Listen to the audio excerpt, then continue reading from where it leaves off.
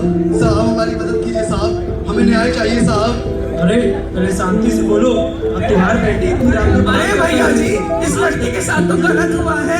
ऐसी लड़की के साथ कौन अपने घर में बहू लाता है? ऐसी कहानी है एक ऐसी लड़की की जो सिर्फ अपने लिए नहीं बल्कि दूसरों के दर्द की काम की सपना देखती है। यह कहानी शुरू होती है उत्तर प्रदेश की राजधानी लखनऊ के एक मध्यम वर्गीय परिवार के घर से, जहां सपने तो बड़े हैं पर साधन सीमित, जहां संघर्ष रोज का हिस्सा है और उम्मीद हर सुबह फिर से जन्म लेती है।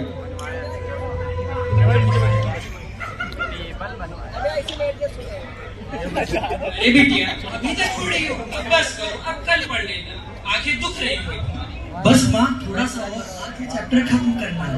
डॉक्टर बनने का सपना देख रही हूँ, मेहनत तो करनी पड़ेगी ना। अरे हमको तो तुम पे बहुत गर्व है। तुम क्लास में भी अव्वल आती हो, साथ में साथ मेरा काम में भी बहुत हाथ बटाती हो। मैं हाँ। सही कहूँ तो मुझे बेटी के रूप में एक बेटा ही मिला है। हाँ माँ, मैं ऐसी डॉक्टर बनूंगी जो हर परिवार को अपना मरीज को अपना परिवार समझे और कोई भी मरीज इलाज के लिए न रह सके। देखना हमारी बेटी एक दिन हमारा बेटा सुनो, अच्छी पढ़ाई से बड़ा होता है इंसानियत, ये कभी भूलना मत। जी पापा, मैं वादा करती हूँ मैं एक अच्छी डॉक्टर के साथ एक अच्छी इंसान हूँ। सब हमेशा मासूम नहीं होती। एमबीबीएस कॉलेज में दाखिला हो चुका है, सफेद कोट के साथ उसका कंधा पर है, आंखों में सेवा का संकल्प है। वह अपने ट्रेनिंग पीरियड में अस्पताल में काम कर रही है।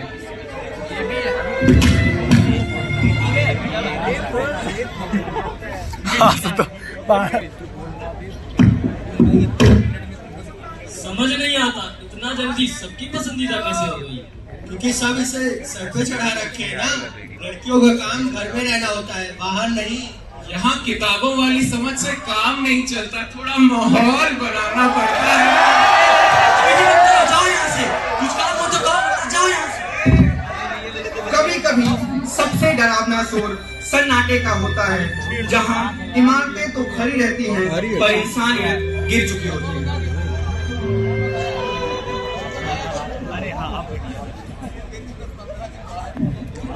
आज के सारे काम खत्म हो गए। माँ मेरा घर पे इंतजार कर रही है, अब मुझे जाना। अरे ये रातें थोड़ी हमारे साथ भी बिता लो। कहाँ जा रही हो? अरे अरे अरे कहाँ जाती हो? यहीं पर रहो।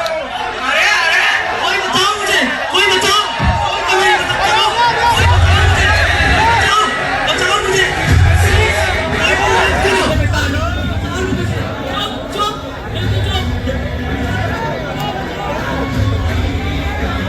रुको थोड़ा देर तो रुको।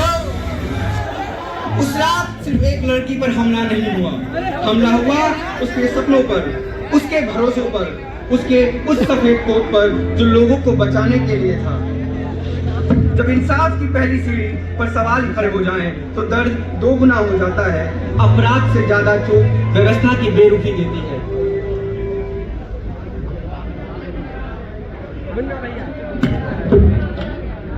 साहब हमारी बेटी कल रात से घर में थी साहब। आज वो अस्पताल में मिली है साहब। उसके साथ दरिंदगी हुई है साहब, उसके साथ दरिंदगी हुई है। साहब हमारी मदद कीजिए साहब, हमें न्याय चाहिए साहब। अरे शांति से बोलो। अब तुम्हारी बेटी इतनी रात में बाहर क्या कर रही थी? आजकल की लड़कियां भी ना साहब वो डॉक्टर है, मरीजों का इलाज कर रही थी साहब। वहाँ पे भी उसके साथ दरिंदगी हो गई साहब, वहाँ पे भी उसे नहीं छोड़े साहब। देखिए मैडम, इन मामलों में बहुत बदनामी होती है, सोच समझ के कदम उठाइए। कोर्ट कचहरी के भी चक्कर लगाने होते हैं। अरे साहब मेरी बेटी को बचा लीजिए साहब।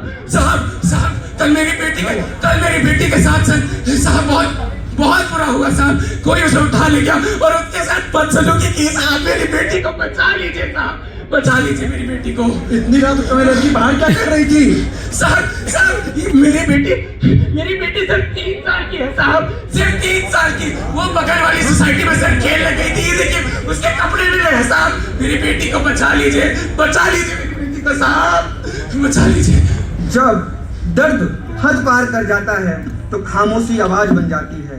आज सड़क में सिर्फ एक बेटी के लिए नहीं, हर बेटी के सम्मान के लिए लोग खड़े हैं। क्या समाज भी साथ खड़ा है?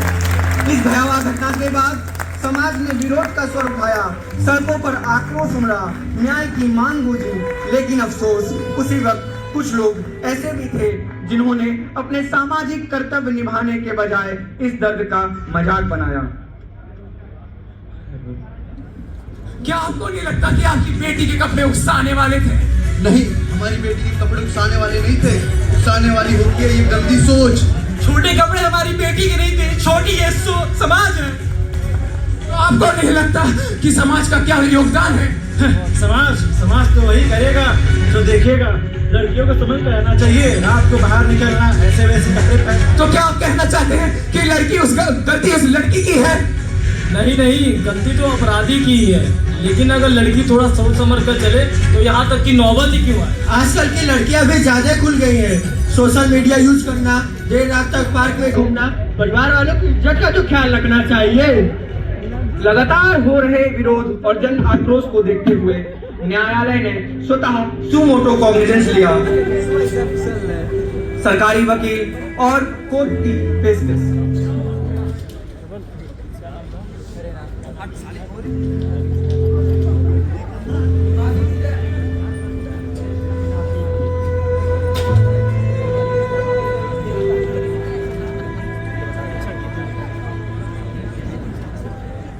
कोर्ट बैठ चुकी है।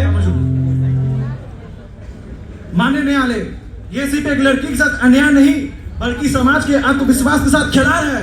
माननीय न्यायालय, अपराधों की प्रामाणिकता की जांच होनी चाहिए।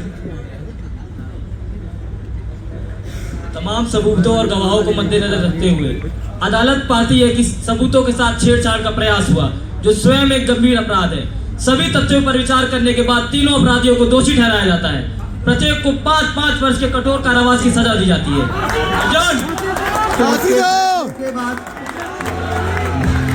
कोर्ट के बाहर लोग इकट्ठे हो गए, ढोल नगाड़े बजाने लगे उन आरोपियों के लिए। कुछ लोग आरोपियों के गले में फूलों की माला भी डालने लगे। जब अपराधी सम्मान पाते हैं तो न्याय को घाव पहुंचता है। सबूत के साथ साथ हुई छेड़छाड़ ने सच को कमजोर कर दिया। उसका सबसे बड़ा नुकसान पेट और उसके परिवार को हुआ। प्रक्रिया की एक छोटी सी बेईमानी किसी की पूरी जिंदगी पर भारी पड़ जाता है।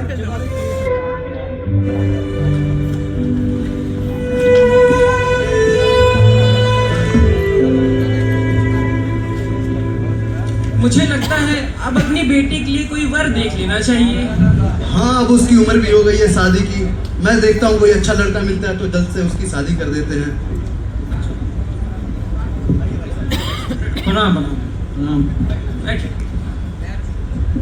लाडो बाहर आना।